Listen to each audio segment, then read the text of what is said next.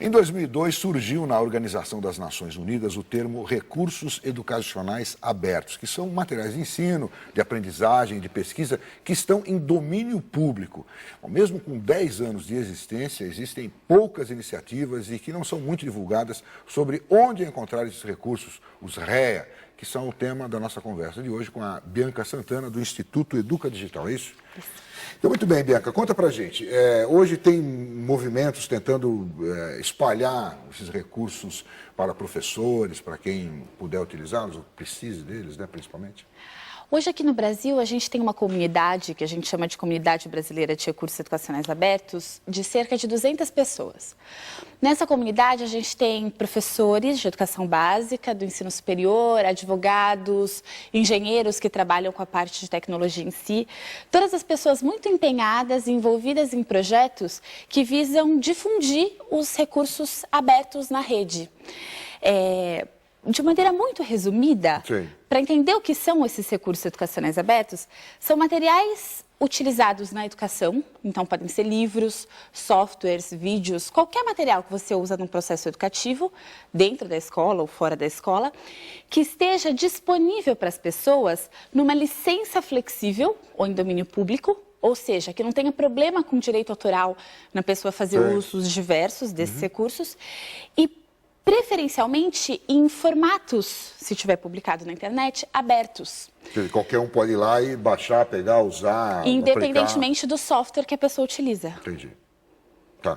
E agora, esses recursos são abertos, mas eles são novos? Tem coisa nova? Porque aí você fica pensando, né? Já não tem mais direito autoral, é porque a pessoa não quer mais, tal. Tem coisa boa, tem coisa nova na internet? Tem muitas coisas. E tem direito autoral. Então, é importante a gente falar um pouco mais dessas licenças, porque o direito autoral, ele trata do direito moral do autor de ter autoria reconhecida e ele pode ceder alguns direitos da sua obra. São direitos que são cedidos, é isso? Que são cedidos. O direito de ser reconhecido como autor nunca é cedido. Entendi. Pela lei brasileira, isso não é possível. Não prescreve, Não. O autor sempre é citado. E ele pode abrir mão de direitos comerciais, por exemplo, então qualquer pessoa pode usar até para fim comercial. Ou ele pode restringir o direito comercial só para ele. Então ele coloca na internet, e aí a gente recomenda algumas licenças específicas. Então o Creative Commons, por exemplo, dá para esse autor diversas possibilidades de licenciamento. E ele escolhe para que a pessoa pode usar sem pedir permissão para ele. E para que ele tem que ser consultado. Então tem muita coisa sendo produzida e sendo liberada dessa maneira. Se você fizer uma pesquisa no Google, na busca avançada, por exemplo, tem lá um campozinho que te permite escolher por licença de uso, por direito autoral. Então, todas as pessoas que licenciam de forma aberta, você acessa o que foi licenciado dessa maneira. E você tem muitos recursos. Com licença aberta, sem... Licença aberta. Não que não tenha direito autoral. Não. Com direitos autorais cedidos, vamos dizer assim. Alguns direitos cedidos. Então, a gente brinca, o copyright significa todos os direitos reservados ou para o autor ou para o detentor do direito autoral. O Creative Commons é uma licença, tem várias licenças, na verdade, que permitem que o autor defina que direitos ele reserva para si, e aí tem que pedir autorização para ele, e que direitos ele abre mão para qualquer pessoa. Entendi. Bom, mas o que nos interessa aqui é saber o seguinte, como é que um professor pode usar essas coisas, entendeu? Um professor de escola pública, que tem poucos recursos lá, mas ele tem um computador na sala e ele quer usar uma coisa mais moderna no trabalho dele. Como é que ele faz para acessar esse material? Tá certo. A gente tem alguns repositórios em que é possível encontrar. Então, por exemplo, no portal do professor, você tem muitos recursos. Portal do professor do MEC. Do MEC. Isso, tá. Tem o RIVED, que é um outro banco internacional de objetos educacionais, também mantido pelo MEC. RIVED? RIVED. R-I-V-E-D. Mudo. Isso, RIVED. O professor Theo Amiel, da Unicamp, ele produziu um caderninho para educadores, muito voltado para professores de educação básica, que tem os principais repositórios onde encontrar esses recursos. E ele conta esse caderno na internet? Está disponível online, aberto.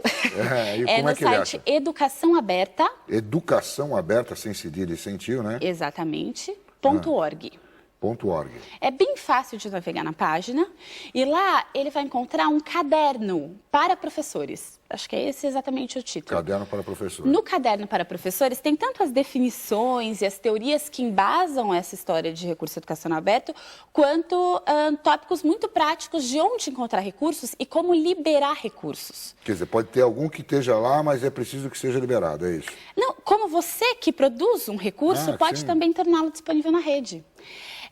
Na Conferência Nacional de Educação, em 2010, eu encontrei uma professora do Pará que me deu um exemplo muito bacana de por que para ela era importante ter esses recursos abertos. Ela falou, no livro impresso que eu recebo do Programa Nacional de Livro Didático, tem 5 páginas falando dos japoneses na cidade de São Paulo. Sim. E tem 3 parágrafos que falam do estado do Pará inteiro. A diversidade do estado, obviamente, não está contemplada lá. Sim. Ela disse, se isso tivesse na internet e eu pudesse modificar, tivesse num formato para isso e com uma licença para isso, eu poderia tirar um pouquinho dos japoneses e acrescentar informações sobre o meu estado. E ela poderia fazer isso sozinha, ela poderia fazer isso com os alunos ou com outros colegas professores. E a gente já tem algumas experiências de recursos produzidos dessa maneira, produzidos de fato no chão da escola. Tipo Wikipedia. Tipo Wikipedia. A Wikipedia pode ser um exemplo de recurso educacional aberto, mas a gente tem práticas mais institucionais até que essas. Então, tem um projeto do governo Mais do estado do Paraná. vamos dizer assim. Olha, a gente brinca bastante pensando em tecnologia da educação, que não ser confiável é uma vantagem. Porque antigamente você olhava um livro que estava ali, era uma verdade absoluta. E hoje você tem a oportunidade de desconfiar de tudo, né? Sim. Então, o professor Nelson Preto da UFBA, ele brinca que o problema não é ter 2 paraguaios no livro. O problema é se o professor não conseguir perceber e corrigir isso com os alunos. Então, a inteligência tem que estar na gente, tem que estar nas pontas, né? O olhar tem que ser crítico. Eu sou professora e muitas vezes na sala de aula, quando eu vou pedir alguma pesquisa, o primeiro tópico é sempre pesquisem na internet, copiem, colhem e só coloquem embaixo a fonte. Não é para ninguém fazer nada, não é para elaborar, não é para mexer no texto, é copiar e colar. Então, professora, você coloca. O que aconteceu? Não pode copiar e colar. Mas copiar e colar é parte do processo criativo. Então, você vai copiar e colar de várias fontes, depois você vai compreender, vai fazer a sua leitura daquilo e citar onde você bebeu. A gente tem muito preconceito, às vezes, até, né? Ou Sim. da copia e cola, ou das fontes ditas não confiáveis. Quando a gente precisa educar os nossos alunos de qualquer idade e os nossos professores também a serem críticos, né? A olhar criticamente para qualquer fonte. Mas eu ia te falar de um projeto da Secretaria de Educação do Estado do Paraná, Sim. chamado Projeto Folhas, que depois deu origem a um outro projeto chamado Livro Didático Público. Então, a Secretaria convidou todos os professores da rede a produzirem papers, produzirem folhas sobre temas que eles lecionavam. Tá. Para isso, eles tiveram orientação da disciplina, então, sei lá, de um historiador, por exemplo, se fosse em história, pesquisador da universidade, e tiveram apoio da secretaria para a parte editorial, como se fosse um editor mesmo, de uma editora comercial. Com esses 2 apoios, uma licença remunerada e pontuação na carreira, os professores escreveram. Eles conseguiram textos para compor livros de todas as disciplinas do ensino médio. É um projeto muito bacana. Super aberto, né? Super aberto, que traz a visão do professor que está na sala de aula, que conhece a linguagem daqueles alunos e a realidade local. Tá, e com o apoio da universidade. Com o apoio da universidade. Qual a universidade que você falou? Todas as universidades do sul do país. Então, a Secretaria Estadual de Educação do Paraná fez articulação com as universidades. Com as universidades para ver ali uma cooperação. Correção, uma compilação do livro. Exatamente. Quer dizer, recursos educacionais abertos é isso. São coisas que estão na internet, que estão nas bibliotecas. Não está só na internet, né? Onde mais tem onde mais vou buscar esses recursos livres? A lei brasileira de direito autoral é um pouco cruel para você encontrar fora da internet, porque para uma obra entrar em domínio público, isso acontece depois de 70 anos da morte do autor. Em outros países são 50, no Brasil são 70 anos. Então é um pouco mais difícil. Mas a obra do Paulo Freire, por exemplo, até parte da vida dele, você tem todos os livros mesmos impressos liberados e outra parte restritos, que foi uma questão ali de herança. Entendi. Mas você encontra muitas dessas coisas online. E é sempre importante, a gente frisa bastante essa importância, que o professor, além de consumir o que ele encontra, então eu vou preparar uma aula. Tá. Eu bebo em diversas fontes. Só que essa minha criação, quando eu remixo essas coisas, misturo e coloco ali a minha contribuição, também é outra obra. E essa obra é muito importante também para outras pessoas, para que elas possam utilizar em outras realidades, adequar. E é importante também para que eu me coloque como autor. Porque quem é professor de educação básica, normalmente não se reconhece dessa forma. E qualquer aula que eu monto tem ali também um processo de autoria. Quer dizer, você sugere, então, que esse professor, depois de pegar essas coisas, remexer, fazer a sua aula, coloque isso também na internet? Para que ele republique. Republique em nome dele, citando as fontes que ele usou, para que outras pessoas também utilizem essa produção. É bastante interessante, quer dizer, tem coisa para todo mundo? Você acha que tem todo? Tem coisas para todo mundo. E tem uma diversidade enorme. Então, você encontra desde um livro fechado, formatado, até um pequeno objeto. Você encontra um joguinho ou apenas um desenho. Porque todas essas partículas são componentes muito importantes. Entendi. E como é que anda, por exemplo, a liberação de material produzido com dinheiro público, por exemplo, pelas universidades, aulas, textos, trabalhos, pesquisas? Isso ainda existe uma liberação no Brasil? Olha, no município de São Paulo existe um decreto de que qualquer material educacional comprado com dinheiro público ou financiado com dinheiro público tenha que ser recurso educacional aberto. Então tem que estar na internet numa licença livre e num formato preferencialmente aberto. Com dinheiro da cidade, né? Com dinheiro do município. Certo. Agora, no plano estadual, né, em São Paulo, tem um projeto de lei em andamento, que ainda não foi votado. Ele já foi aprovado na Comissão de Orçamento, de Constituição e Justiça e de Educação. Tá. Então, ele está ali na boca do gol sendo negociado para ser votado. E tem um projeto federal que está mais longe no trâmite burocrático.